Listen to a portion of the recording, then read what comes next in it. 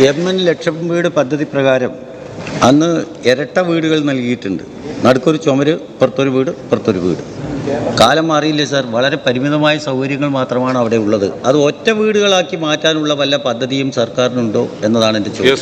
1971 എം.എൻ. ഗോവിന്ദൻ നായർ ഭവന നിർമ്മാണ വകുപ്പ് മന്ത്രിയായിരിക്കുന്ന കാലത്ത് ഇന്ന് നാം എത്തിച്ചേർന്ന ലൈഫ് വരെയുള്ള പദ്ധതികൾക്കെല്ലാം തുടക്കം കുറിച്ചുകൊണ്ട് കേരള ചരിത്രത്തിലെ ഏറ്റവും വലിയ ഒരു വികസന ഭവന പദ്ധതിയായിട്ടാണ് നാം ലക്ഷം വീട് പദ്ധതി കണ്ടത്. അങ്ങ് പറഞ്ഞതുപോലെ 2 വീടുകൾ ഒറ്റ ചുമര് വാർത്തിരിക്കുന്നത്. ഏതാണ്ട് 9,000 വീടുകൾ ഇപ്പോഴും ആ വിഭാഗത്തിൽ ബാക്കി നിൽക്കുന്നതായിട്ടാണ് കാണാൻ കഴിയുന്നത്.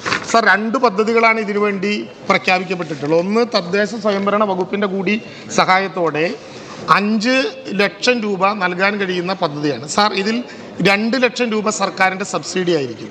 1 ലക്ഷം രൂപ തദ്ദേശ സ്വയംഭരണ സ്ഥാപനങ്ങൾക്ക് അവരുടെ പദ്ധതിയുടെ ഭാഗമായി മാറ്റിവെക്കാൻ കഴിയും.